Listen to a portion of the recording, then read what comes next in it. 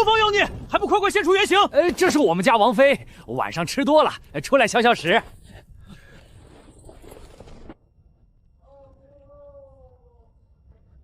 王妃啊，我问一个，你说你整这一出，算不算钓鱼执法？昨晚之事，公府接到了报案之后，今晚巡逻的官差就增派了人手。对方80%是听说了，所以不敢出来造次。何况昨天都劫一回了，总不能连着劫吧？怎么着也得歇几天。王妃啊，回吧，你不困我都困了。八殿下那边你去看过了吗？他有没有收获？能有什么收获呀？因为怕他再出事儿，贵妃娘娘和叶府全都增派了人手保护，可能连他自己都不知道，现在在暗中保护他的人超过了100个，哪个想不开的会跟这100多人对抗？没想到吧？这没想到，果然有娘的孩子是个宝，不像我，只能靠自己努力。我说的不是这个，我是问你是不是没想到，其实就你在这块地方，也有20多个人在保护你。保护我20多个人哪来的？还能哪儿来的？反正肯定不是乐府的。这20多个人里，有一部分是离王府的，还有一部分是楚王府的，另外一部分是贵妃娘娘的。王妃呀，说实在的，有的时候咱们也不得不佩服你这个人缘。叶贵妃不可能动自己的儿子，所以她跟叶府肯定是首先排除了。但说心里话，楚王府并没有被排除，我至今保留对三皇子的怀疑。不对，还有一个人，顺妃。之前真假嬷嬷跟我说过，我们府上管库房的一个婆子是顺妃身边的人，虽然没有摆在明面上说是顺妃的人，但是贾嬷嬷说她以前在顺妃宫里看到过。江崇华，你跟顺妃有仇吗？不清楚，但就像你说的，我一直没有主动狂惹过，即便病着，肯定也有人对我不放心。何况我母妃以前是宠妃来着。先查查顺妃吧，她在我们府上安插了眼线，手都伸到我眼巴前了，不查查也显得不太尊重她。天亮之后帮我打听打听顺妃的事儿，不管从前的事儿还是现在的事儿，能打听到什么就打听什么，但是不要打草惊蛇，找可靠的人问。这事儿包在老奴身上。睡吧，不管还有什么事，都明天再说。可是你对着我，我光看你了，都舍不得闭上眼睛。江崇华，苦海无涯，回头是我啊，你回头看看我。明日顺妃娘娘要出宫，去元恩寺烧香。明日不是初一，不是15的，烧什么香？再说，她一个宫妃，说出宫就出宫。因为顺妃之前没过一个孩子，她因为思念，每年都要犯几次头疼病。太医说是心病，没什么正经的药可以医，只能寻个心理寄托。后来有了6殿下，也没医好，顺妃娘娘就迷上了烧香拜佛。原本都是在宫中宝华殿拜的，但今年也不知道为什么，突然要出宫去元阴寺了。我们也去吧，好不好？我们也去元阴寺。好，明日一起去。老奴这2天在外头打听事情，还听说了一件事，都说有位姓白的大夫住在我们府上，还说这位白大夫人很年轻，脸也很白，长得很好看，说话声音也很好听，还说这位白大夫医术高明，连太医都治不好的病他给治好了。重点是他们说这位白大夫是王妃您的朋友，现如今就住在我们府上。王妃，人呢？怎么老奴从来没见过那位大夫？难道市井流言真的不可信吗？也不是完全不可信，他之前确实在我们府上住了2日，但因为他为人比较低调，所以入府都是暗卫悄悄接进来的。现如今人已经不在府上了，所以你们没见着他也正常。原来是这样，理解理解，一般高人都有些怪癖。为何是白大夫？白这个姓是从哪儿来的？不知道经理有没有听说过，反正我在安怀的时候总能听说，说江湖中有一位神医姓白，任何疑难杂症只要他出手都没有治不好的。那天叶老夫人问我怎么称呼，我就想到了这个人，随口就说姓白了。如果以后再有人追问，我就可以说是他的徒弟，因为拜在他的门下，所以跟了他的姓，这都是说得过去的。但是你有没有想过，如果以后再有人想要找那位白小先生呢？你怎么说？说他已经离开京城了？你名下有没有空宅子？我可以给白小先生安排个落脚处，反正他神出鬼没，也不会经常见客。到时候有人找他，我就说白小先生闭关了，或者出诊去了，或者去采药了。有，我名下的宅子，京城里还有3处，2处比较大的宅子，还有一只小院子。回头让德全派人收拾出来，给你用吧。咱们得说好，是给你用，不是给你住。你得知道回家，放心吧，那地方我只是玩玩而已，不会当真的。这里才是我永远的家。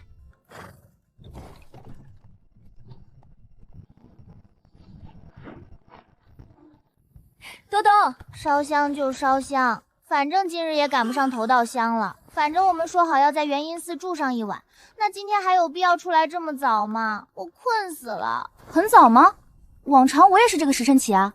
今日其实算晚的，往常这个时辰我都做完2门功课了。谁能跟你一个卷王比啊？你还是人吗？小姐为何还执意要赶在这样的天气出门啊？你不懂，这叫凑热闹。有月斑斑的地方就一定有热闹。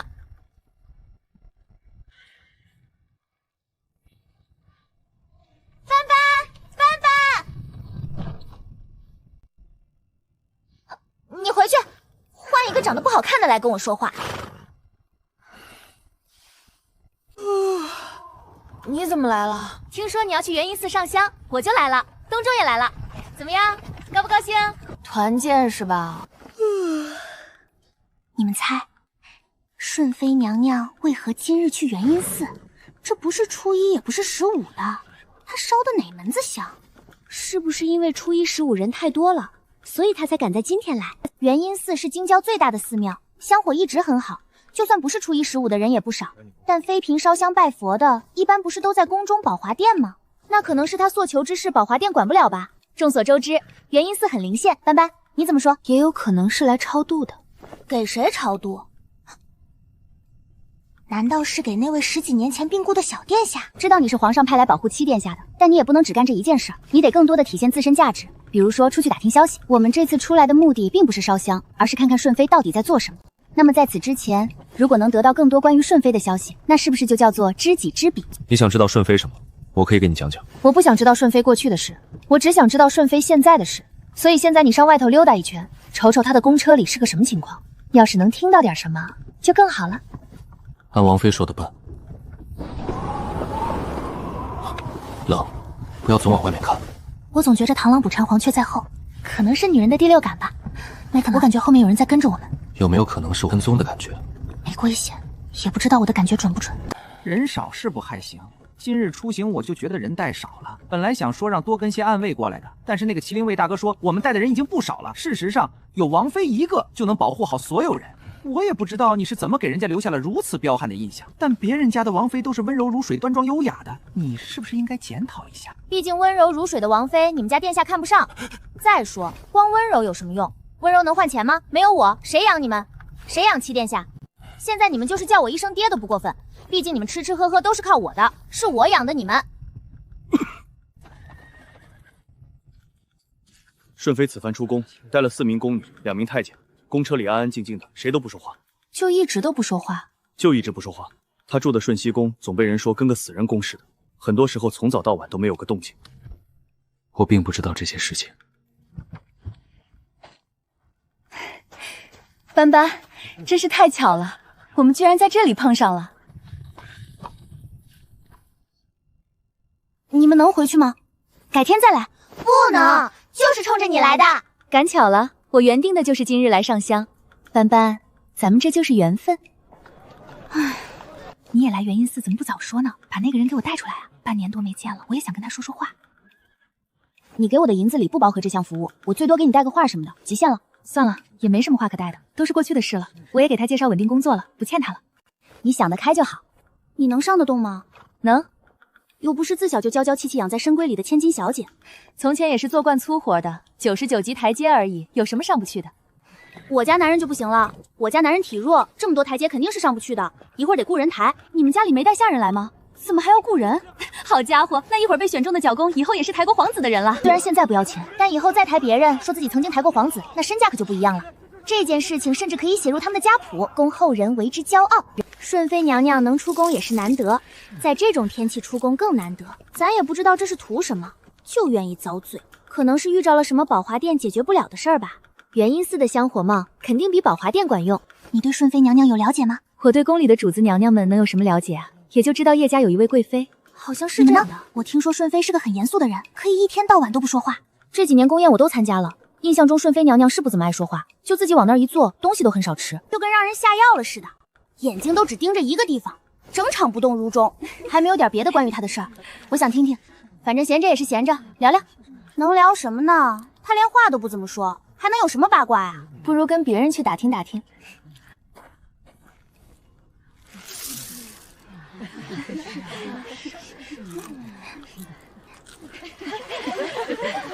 顺妃以前不是这样的，听说以前也爱说爱笑，还跟宫里妃子打过架。后来小皇子没了，从假山上摔下来，脑袋磕了石头，人就变了。后来有了六皇子，也没见他好起来，对六皇子也是冷冷淡淡的。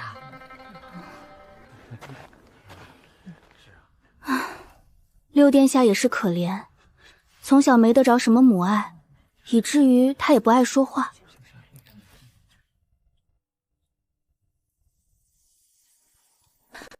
你后不后悔？刚刚顺妃上去之后，是不是应该让殿下先上？你瞅瞅现在跟展览似的，那些小姑娘一个个的也不知道害臊了。爱美之心，人皆有之。他们只是看看，并没有做什么，没事。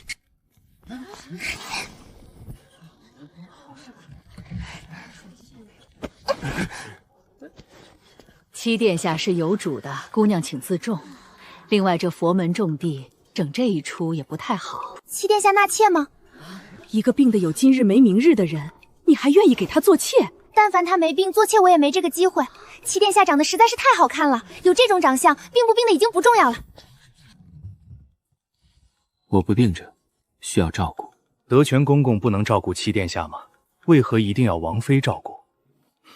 一定要好好的，不要坑人，要学会克制。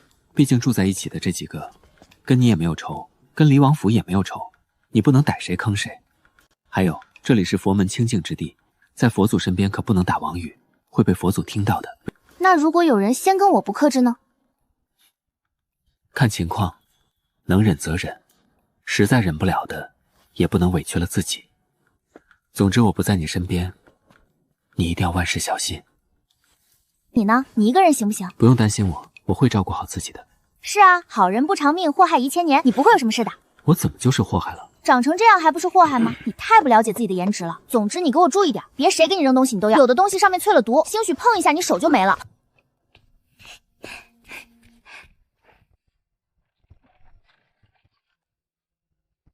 你在这铺炕子。老姐姐一看就是侍候惯了主子的，这话说的句句都在点子上。我以前跟着我家小姐在乡下，那种地方能学什么呀？后来回了京城，离王府的规矩也没有那么严，不像老姐姐您一直在叶府贴身侍候夫人，那肯定也是1等的婆子。能在叶府那个大官邸做到1等婆子的，那可不是一般人物。老姐姐，我今儿打眼一看您就觉得您不凡，现在一接触果然不凡，铺床都比我们铺得好。你说老姐姐你怎么这么厉害呢？难道你就是传说中的天选奴才吗？老姐姐，你说我这个褥子应该怎么铺啊？您给指导指导。瞅瞅你们铺的这是什么玩意儿啊？就这手法还好意思侍候小姐呢？快起来，看看叶府的嬷嬷是怎么铺床的。老姐姐，你看这屋里屋外的，是不是得打扫打扫？虽然寺里也干净，但小姐夫人们娇生惯养的，可能还是要再收拾一遍才能放心。特别是你家小夫人怀着身子呢，实在是太金贵了。我想把桌子擦擦，但我怕没有老姐姐你擦得好，不招主子待见。所以不如老姐姐您再给演示演示吧，教教我们，让我们开开眼，看看什么才是高端奴才干出来的漂亮活儿。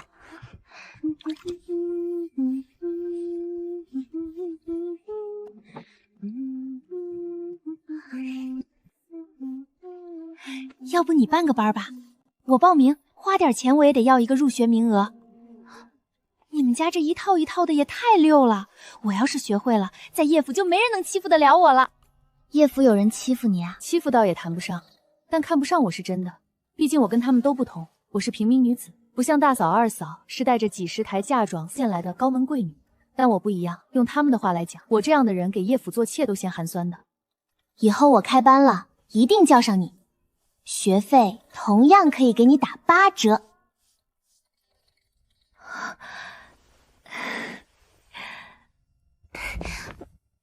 房间怎么样？还习惯吗？习惯。你呢？你习惯了吗？我不习惯。怎么？给你分的房间不好吗？不是房间不习惯，是身边没有你。不习惯。王妃刚才是害羞了吗？她是什么时候拥有了这种美德的？暴殄天物啊！老天爷真是不公，给了七殿下这么好看一张脸，偏偏又给了他这么弱一副身子。你说这要是没有病，你们两个不知道要羡慕死经历多少人呢？他那张脸真的太让人移不开眼睛了。你要是再看我男人，我就把你眼珠子放心。你男人啊，就是我愿意，王爷不能愿意。我还是继续给宜妃娘娘跳舞去吧。嬷嬷真厉害，我还是头一次看到过有擦桌子擦得这么好的。就是，你看嬷嬷擦桌子的动作，一看就特别专业，我就不行。哼，你这一身本事遗传啊！要不你叫我一声爹，我传你点。爹。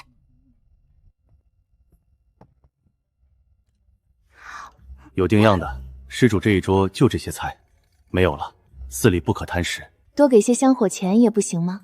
我怀着身子呢，比较能吃。夫人，真的不行了。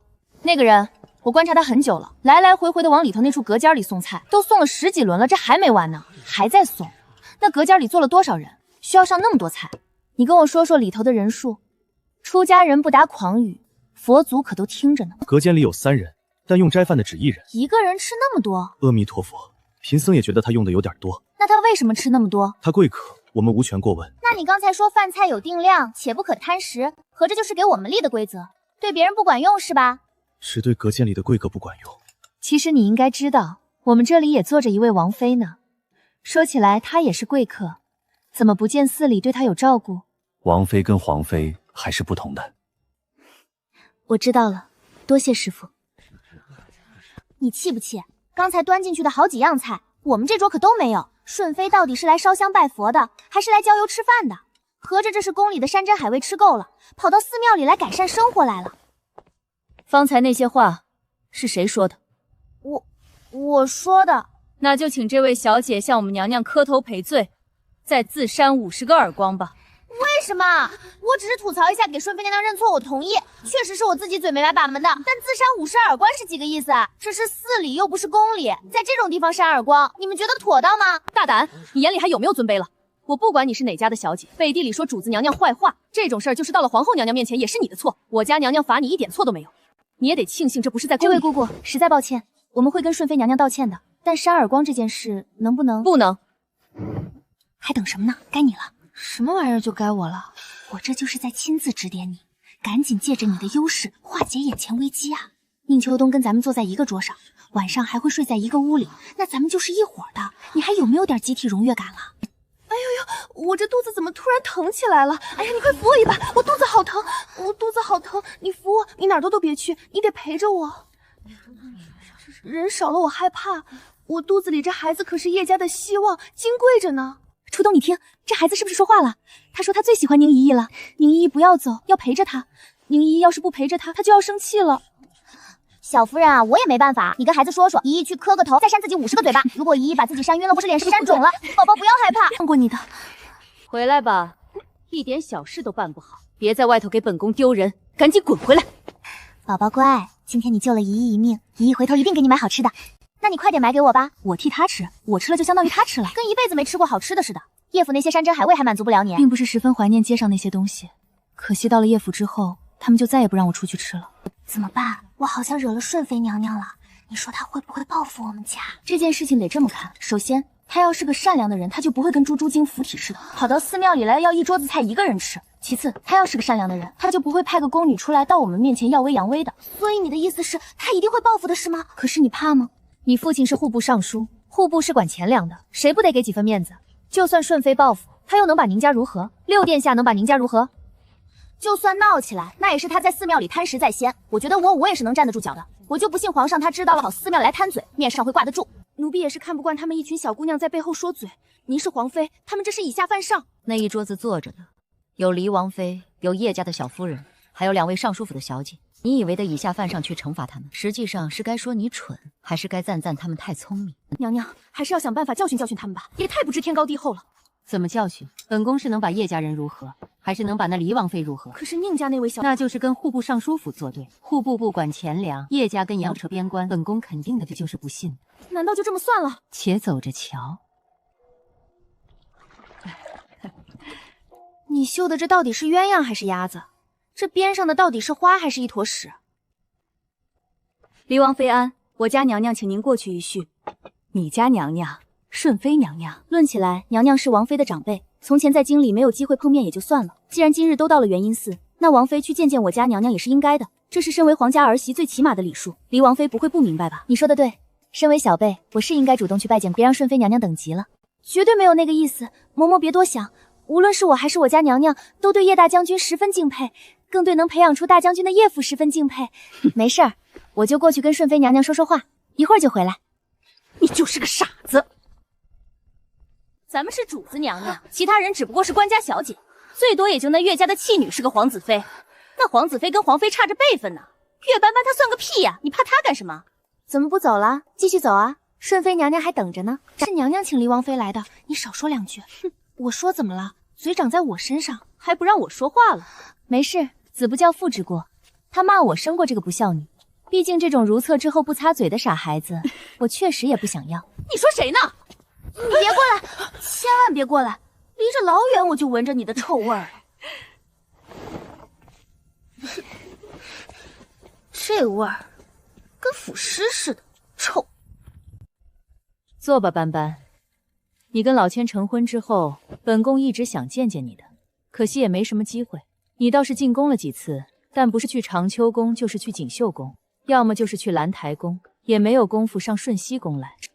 都是皇后娘娘、瑾妃娘娘还有贵妃娘娘的错，回去我一定说他们，怎么能只顾着自己享受，不管顺妃娘娘的心理健康呢？我一定说他们。乃玉，本宫听说你还是因为叶府那场生辰宴，那日本宫的侄女也去了，回来与本宫说起你的事，还哭了一场。娘娘的侄女是左相府唐家的嫡小姐唐飞燕。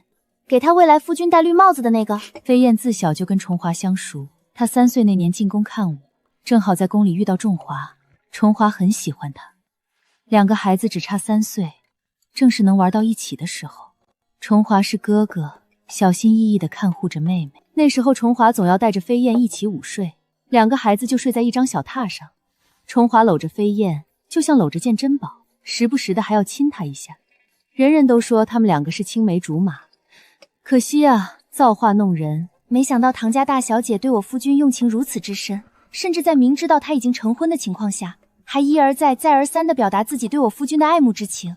自己说还不够，这又请顺妃娘娘来表达一遍，把我都给整感动了。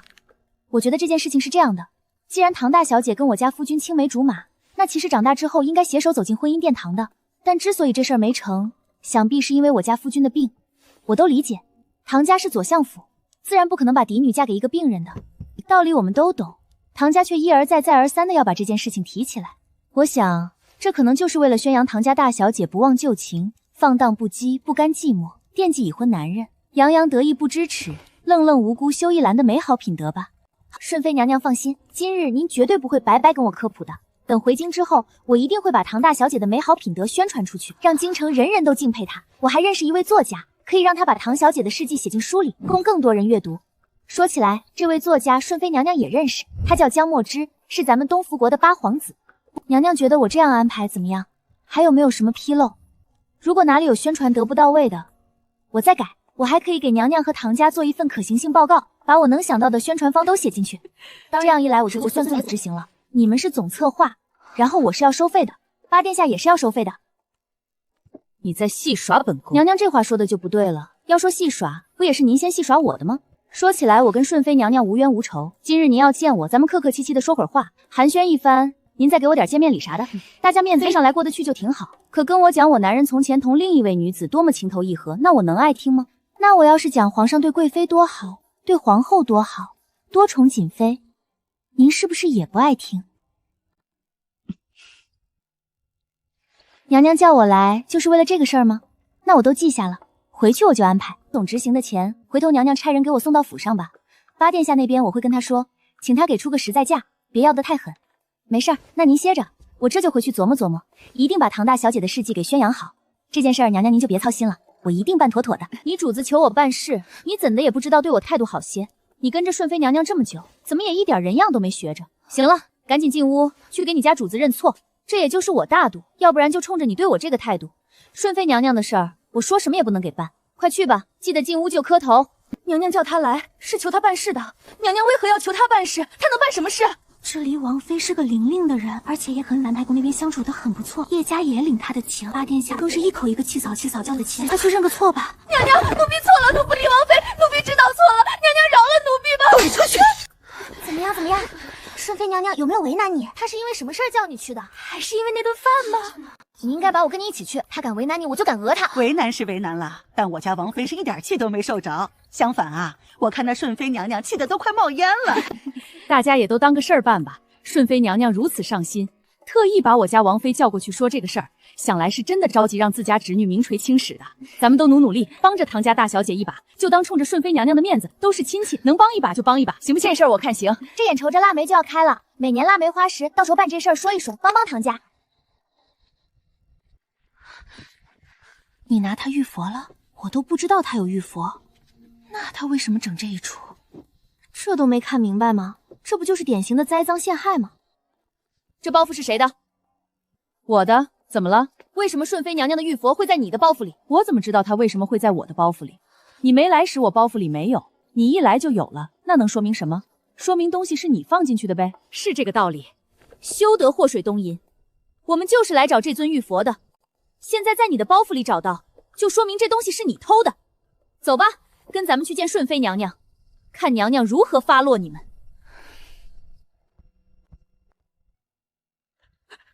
岳斑斑，你可认罪？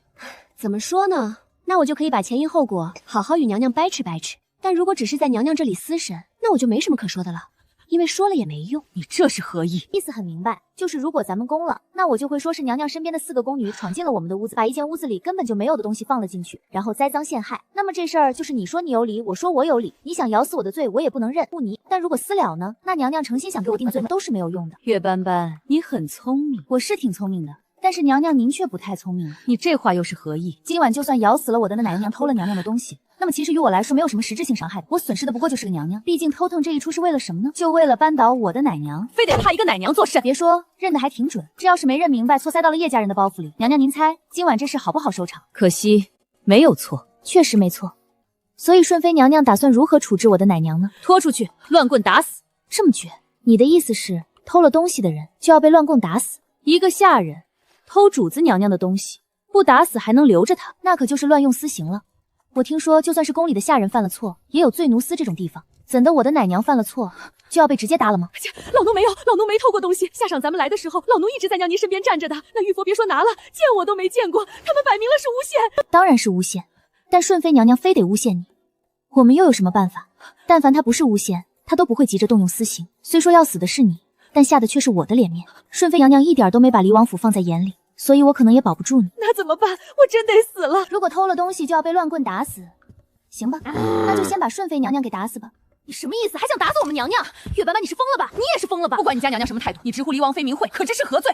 哼！别怪我没提醒你，我们7殿下可也在寺里。我的奶娘偷了顺妃娘娘的玉佛，我们认了，该怎么处置就怎么处置。但顺妃娘娘偷了叶贵妃步摇这件事，如果不跟奶娘的处置犯法一样，我是绝对不干的。我一定会到兰台宫哭1天1夜，请贵班妃娘娘做主。本宫偷贵妃的步摇，今日一见，果真如此？不是瞎扯，真的不是瞎扯，我是有证据的。因为关系好，贵妃娘娘曾给过我1只步摇，今日下晌顺妃娘娘召见我时我还带着，可是回去之后就没有了。起初我没怀疑过娘娘您，但是刚刚我们进屋时，我看到有个柜子门是半开着的，而那这只步摇就安安静的躺在柜子里。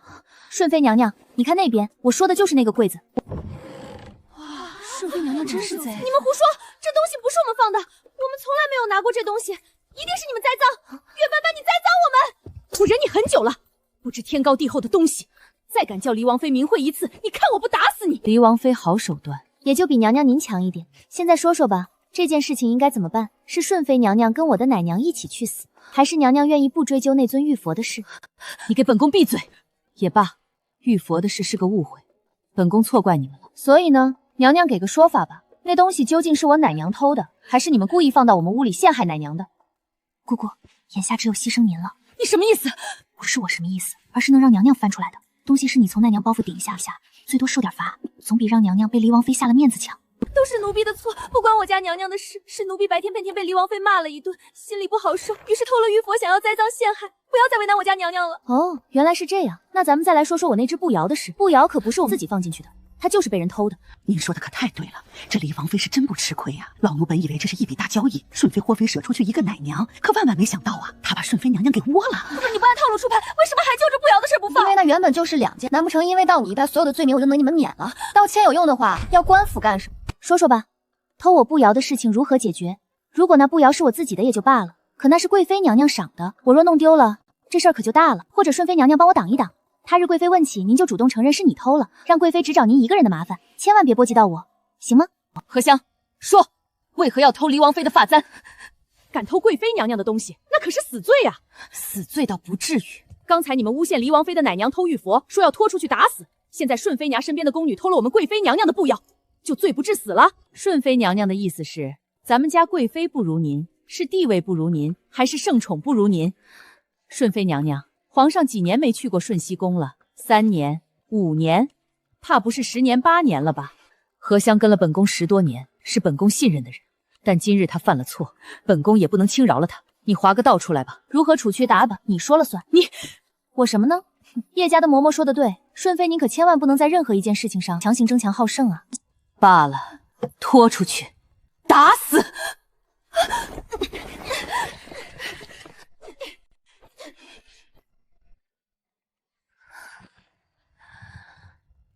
这下你满意了吗？满不满意，得看他知不知悔改。今日这事儿发帝救了他一命，若换了在京城，可就没有这么好的运气了。我这就回去了。月斑斑，你好狠！我娘怜悯之心，有没有想过高抬贵手饶他一命？如果老果，那就怪不得我狠。下次你们再折腾，我还收拾你们。其实今日之事都是下人作祟，本宫与你无冤无仇，希望不要因为这个事情影响到咱们之间的关系。你与崇华成婚也有不少日子了，应该给份见面的东西，不如送些实在的。你喜欢什么，只管去买。娘娘，您看您这么客气干嘛？这一见面就要娘娘的银票，我也怪不好意思的。没有任何矛盾是一张银票解决不了的。王妃应该拿了银票就走的，为什么要给她一包花果茶？简直多此一举。斑斑，你这回真是错了。花果茶这种入口的东西，你给了他，不怕他讹你吗？万一他说喝了你给的花果茶这疼那疼的，或者干脆说中毒，你怎么办？顺妃这个人记仇心理阴暗，杀人不眨眼，吃人不放盐。我怎么听说他以前喜欢过安远侯呢？我听我娘和几位夫人闲聊时说的，说安远侯年轻的时候可是京城第一美男子，迷了无数少女心，就连姑娘都偷偷给安远侯绣过荷包。可惜那时候安远侯已经决定要娶乔淑琴了，他家里也张罗着让他入宫了。那安远侯喜不喜欢顺妃？那我哪知道。你们说顺妃跟叶贵妃有没有仇？你就等着吧，他要是不在花果茶上做文章，那他就不是顺妃了。不对啊，你也是在乡下长大，听说伊贺那边的生活很苦，那你应该不至于睡不着。我睡不着不是因为这里住宿条件不好，我睡不着单纯是因为身边没有江崇华。这一口狗粮吃的真饱。话说你们2个到底为啥来寺里？真为了烧香？我们主要是吃饱了撑的。听说你要来，就跟着凑凑热闹。都说元音寺的姻缘香很灵，我得拜一拜。我们家也在催婚了，我自己也挺着急的。要不你随机选一个？特妈妈的，我这辈子死也要踩他一脚。你怎么这么想不开呢？要不跟我叫我声爹，我教你怎么赢跃千舞。爹，行吧，好大儿。等回京之后，我替你想想办法。我家小夫人自有了身子就特别嗜睡，这还是头一次睡这么晚，可见她是真愿意跟你家王妃聊天。咱们以后也常走动，谁说不是呢？稻香谁爱上谁上，我肯定是不去了。不用遗憾，因为就算你们起来了，头稻香也是烧不上的。那位贵客施主早就定好。女施主，这得自己努力。以前成功靠努力，以后知道我就准备靠烧香了。这些银子您收着，下次还有。成华哥哥，成华哥哥，这位姑娘自重，我家殿下身子不好，您别把他吓着。怎么会吓到？成华哥哥怎么可能会被我见了？听说你来了元音寺上香，我立即求着母亲让我也来了。成华哥哥，我好想你啊，你有没有想我？哥哥的，怎么的？你要下蛋啊？这种事儿可不兴在寺里做啊，要下就到山门外下去。月斑斑，你怎么也在这里？我夫君都在这里，我当然也在这里。你难道还不知道我们是2口子吗？哦，当然不是。你上次还说100万两要买我夫君来着，他说你只值100万两。后来我涨价了的。哦，后来他涨价了，可他还是把你当成物一样买来买去，他不尊重你。华哥哥，好的不学，偏偏学跃千舞这一套，你赶紧把你的眼泪憋回去吧。哥哥的，不知道的还以为哥哥抛弃了你。但实际上哥哥压根就没工夫理你。别以为我听不出来你在拐着弯的骂我，我其实没有拐弯，回头我都挺直接的。你要是躺着好好琢磨琢磨。岳斑斑，你去死啊！我小时候被狗叫吓过，有心理阴影，你可别这么大声叫啊，吓死我了。不怕不怕，乖。岳斑斑，你个小贱人，不知道用了什么手段勾春花哥哥，简直不要脸！住口！吵吵嚷嚷的像什么样子？姑母，我7月不过才还了嘴，姑母为何不说他？你是什么身份，什么出身？你能跟他一样？他口无遮拦，你也能口无遮拦。你可是唐家大小姐，却非要跟一个乡野村姑比，你不嫌丢人，本宫还嫌丢人呢。你们不要替我出头，我不过是个小辈，让顺妃娘娘损几句没什么的。娘娘说唐飞燕汤跟我一样，我琢磨着娘娘说的也没什么不对，我怎么能要求唐飞燕真能像个人似的呢？重华，管好你的王妃。春华哥哥，你忘了我们小时候有多要好了？虽然因为你病着，我们很多年没见，但是我心里一直惦记着你呢。我们小时候，本王小时候认识你吗？说什么呢？你不是还跟他在一张床上睡过觉吗？斑斑，我没做错什么事情，你为何这般辱我清白？顺妃娘娘说的，难道还能作假不成？她总不能平白无故毁你和她亲侄女的清白吧？多大仇啊！我们小的时候确实在一个榻上睡过，那时候你还说我可爱，你还拉过我的手，还带过我一起玩。小的时候是什么时候？你当时几岁？3岁。本王5、6岁的时候，的确有一阵子总被一个小姑娘缠着。原本过去太多年，本王不记得了，但这会儿你提起，本王倒是有些印象。成华哥哥终于想起我了。对，是想起来了，但是本王也想起来，当年就对你说过，让你不要再缠着本王，你偏不。本王打从2岁起就一直病着，工人们经常带着本王去御花园晒太阳。原本本王在御花园待得好好的，有个3岁的小娃娃非得缠上来，一会儿拉本王的手，一会儿又扯本王的胳膊。本王被你缠了好几天，躲都躲不开，终于累晕了过去。谁知本王都晕倒了，你还不放过我，居然爬到本王的榻上。母后看在你是唐家大小姐的份上，又因你年纪尚小，没有责罚，但过后也同本王说过，若你长到6岁还这般任性，她可就要翻脸无情了。好在唐家还知轻重，后来便不肯抱你入宫。本王醒了之后，听说你不会再来，着实高兴了好多天。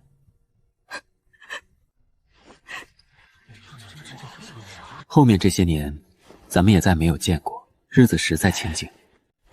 可是今日你为何想不开，非要来搅本王的清静？你到底安的什么心？还嫌不够丢人吗？赶紧回京去！我不想回去，我好不容易出来的，不想就这么回去。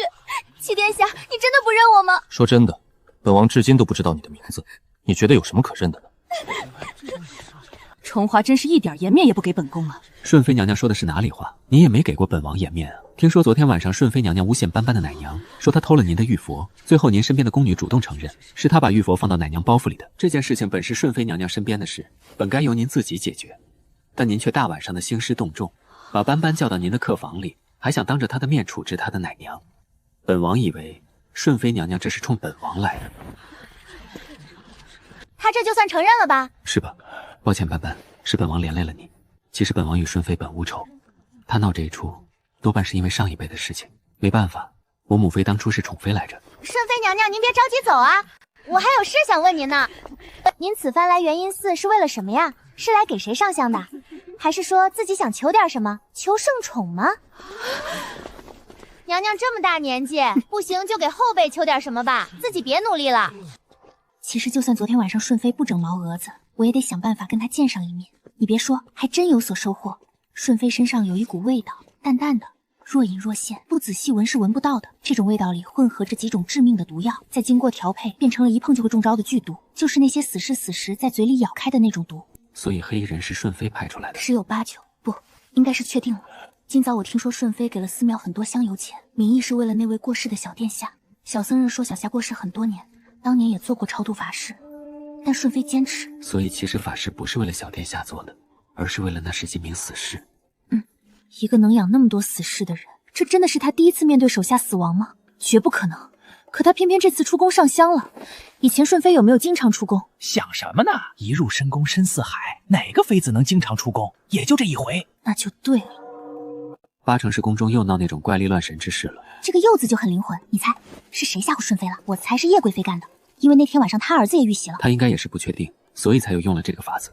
顺妃上当了。所以说，相比较于叶贵妃，顺妃还是棋差一招。那你呢？为的是什么？钓鱼。鱼钓不钓得上来，回头再说。但眼下事情既已查清楚，香也上完了，咱们是不是应该回去了？爱妃，院子里的葡萄树该种下了。贵客施主那边出了事，据说是中毒，说是喝了柠檬花果茶就消气。这会儿已经请了几大夫，你也过去看看吧。跟我们王妃有什么关系？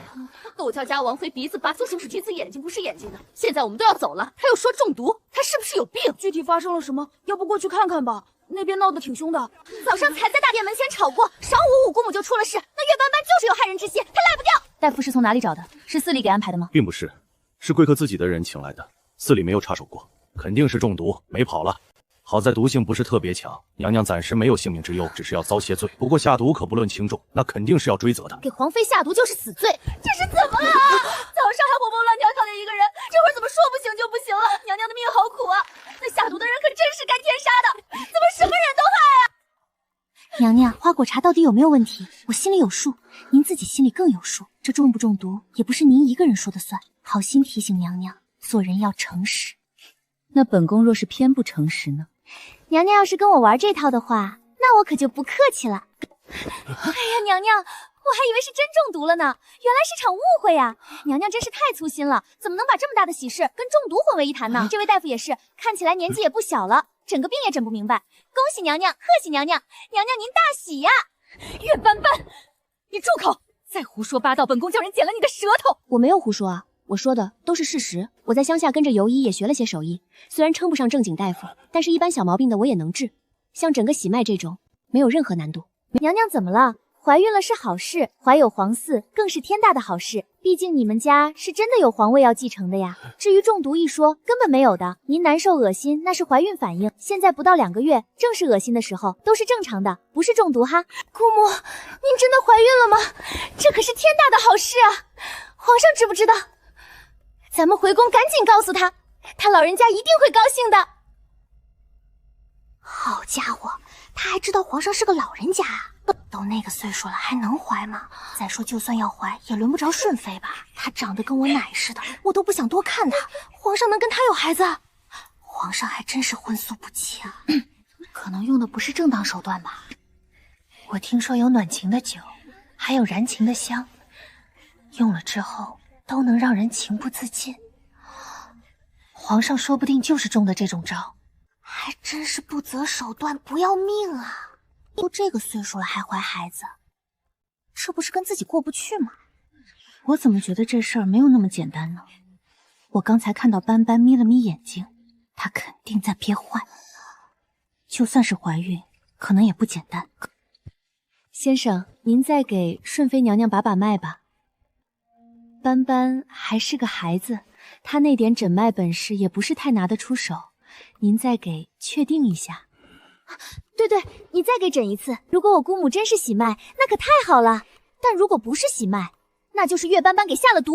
这件事情我们唐家绝不算完，一定好好把。如果是喜脉，那可是大喜啊！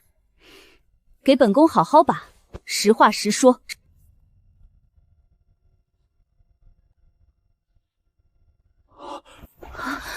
恭喜娘娘，贺喜娘娘，当真是喜脉！娘娘，您有喜了！姑母，您听到了吗？您真的有喜了，您就要有另外一个孩子了。大夫，你快点再诊诊，看看是男是女啊！怀胎还不到2个月，诊不出男女。但无论是男是女，娘娘能在这个年纪再怀龙嗣，都是一件值得恭贺的事情，这是大喜事啊！对，这是大喜事。本宫当真有喜了，不会有错的。在下行医数10年，要是连区喜脉都摸不出来，那就枉称一声医者了。快请大夫，顺妃娘娘有喜了！快再请2位大夫来给诊断一下。记得啊，逢人就说，这可是元阴寺的活招牌。本宫真是喜脉。娘娘放心，就是喜脉没跑了。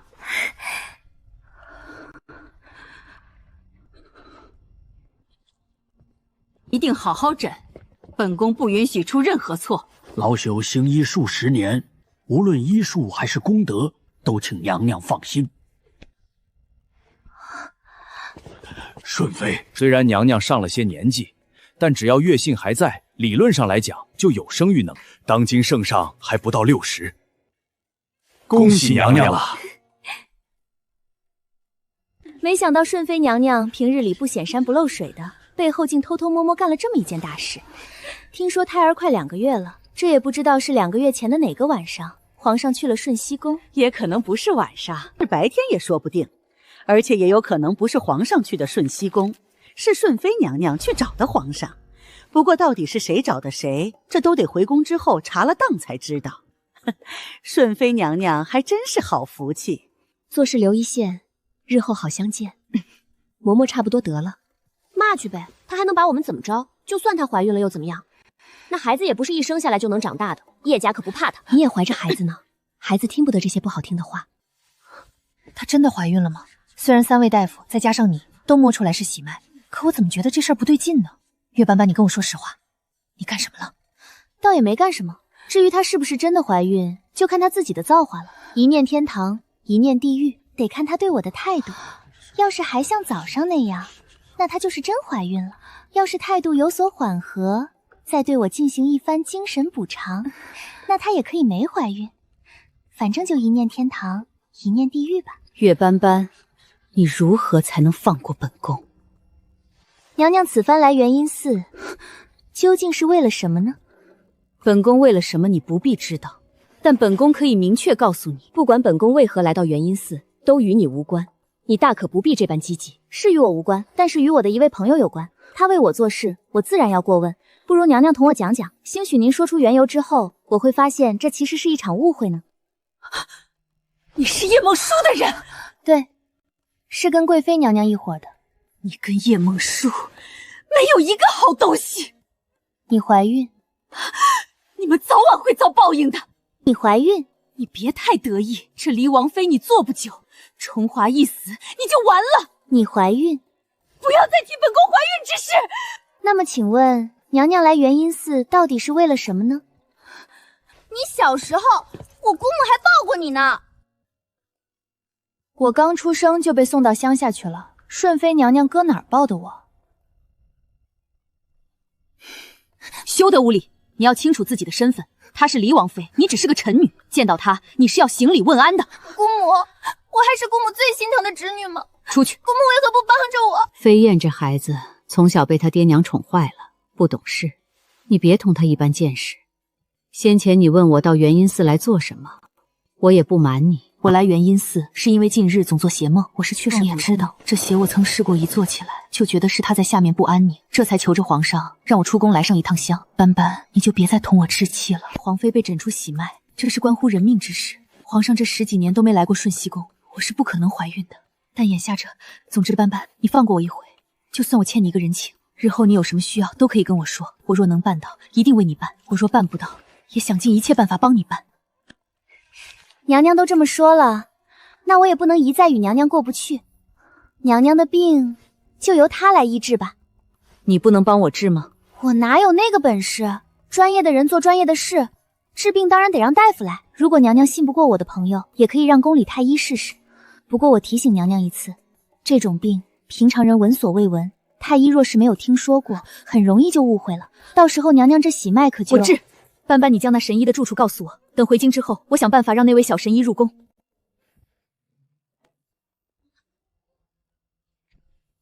佛门清净之地，怕是小两口都是分开睡的。新婚嘛，一日不见都如隔三秋呢。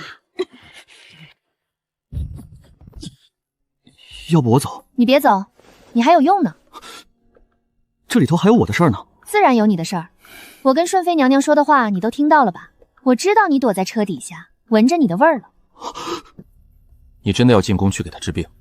他到底什么病？没病，我就是给他哭丧的时候给他万脉来了一针。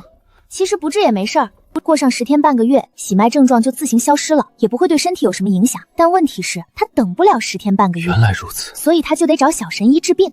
然后你就又能敲他一笔。格局还是小了，外宅那边还没有人呢，万一顺飞的人到了，那头没人怎么办？所以你得去安排啊。叫你留下来是干什么的？就是为我们分忧的。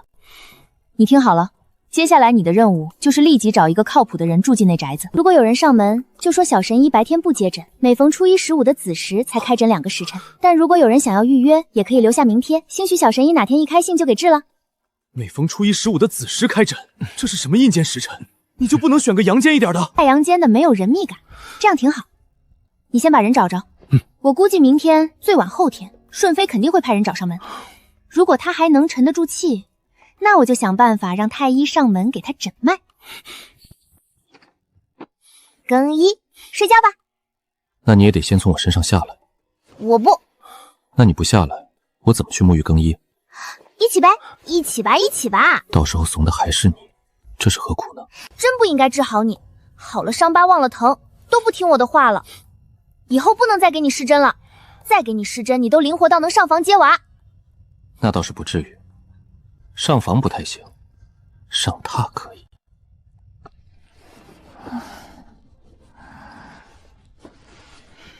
还是你身上的味道好闻。已经没什么人可以操练了，再练就是折腾自己人了。全公公，这府里还藏着树苗呢。你别说哈，这树苗保存的还真好，根上还带着泥呢，我都能闻到泥土的芳香。还得是王府，地大物博。好不容易会个成语，但地大物博也不是这么用的。这个季节，别说离王府，就是皇宫里也不可能有这么新鲜的树苗。王妃是从哪里弄来的这些树？是打算现在就移栽吗？可是外头盖着雪呢，这个季节也不适合移栽树木。但如果是成树的话，可能也没那么容易死，大不了就是暂时不长，等开春了再长。老奴这就去叫人到院子里挖坑。这大桃子又红又艳，看着就甜。这么大的桃子，老奴还没见过呢。这个是梨吗？看起来跟平时见过的不太一样，这味道似乎也不同。这是什么？枣，还有绿色的枣，这老奴认得。这是苹果，但苹果怎么是黄的？王妃是从哪儿弄来的这些果树？这不是王府里原本就有的吗？一直在这屋里放着呢。前几日我就看到了，你们难道没看见吗？如果这些东西明明摆在这里，我看到了，你们却看不到，那你们可能是有病。病分2种，一种是眼睛的病，选择性失明；一种是心理上的病，选择性遗忘。你们选，想的哪种？我不中用了，干啥不行，眼睛还不好使，心里也有病。我真怕这样的自己伺候不了王妃几年，我舍不得王妃。看看大夫就好了，要不找个人陪你唠唠。你这个病可能也不在你自己，全在咱们王妃。玄小可以考虑先别见她，可能过一阵自己就好了。只有跟在王妃身边。我现在就怀疑，是不是以前贵妃娘娘给我们下过毒，把我们毒的脑子不好，眼睛不好，心里也不好，哪儿都不好。现在多亏了王妃，让我们知道了自己一身的病，王妃对我们有再造之恩。越王府殿下，这座殿上求见供。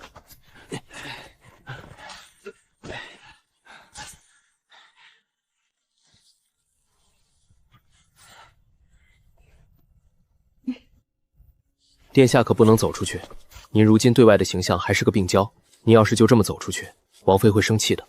本王怎么觉得，你如今更像是王妃的暗卫？殿下这话说的，您如今不也是王妃的王爷吗？我们离王府走的是忠诚路线，无论是主子还是下人，彼此之间都要忠诚，要珍惜对方。你们对府里做的贡献多，主子感受到你们忠诚，自然也会忠诚于你们。至于主子的忠诚怎么体现，主要体现在绝对不会疏离你们，也不会喜新厌旧。像那种随时培养新人、吸纳新人，随时准备取代你们的事儿，我们是绝对不会做的。我们就可着你们这几个往死里坑，不祸害新人。你们就踏踏实实在这儿干。离王府不能管你小，但能管你老。只要你能以王府为家，一心为家着想，那家里一定不会让你的老年生活流离失所。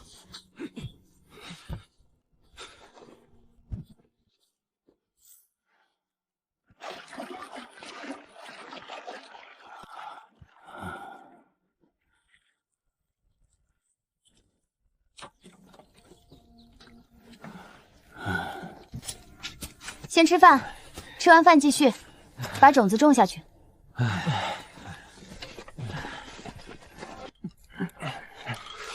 段位以后，娃娃、清场、练武等做它。晚上我就试试。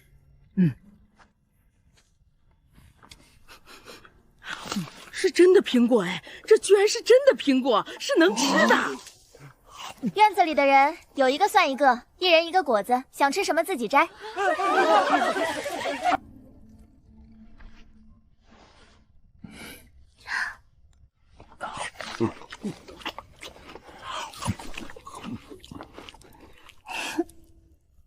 过去的事就让它过去吧，未来还有很长的路要走，不必一直停留在一个地方。我也是这么想的，但就是因为想去的地方太多了，一想就愁得睡不着觉，头发一把一把的掉。所以你的意思是，王妃能不能给王府安排几个丫头？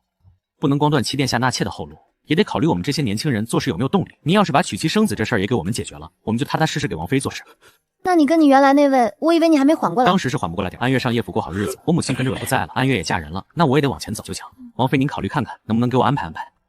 回头我给你相看相看，相个靠谱的。安排到账房给你打下手，你就当带荼毒一样带着，日久生情嘛。师徒恋什么的比较好磕。既然王妃对我有安排，那我对王妃也有安排。这几日府里的账目我看过了，大部分都是以前账房留下来的，一言是难尽。即日起，我给刘丽2本账，只有是王府的账要发的月前欠账。王府账目前一片空白，没有营收。全叔叔说您要自己管，那我做个账本，您自己记。我自己的账我自己记可以，但离王府的账也是我的账。这整个王府都是我的，王府里的钱自然也得是我的。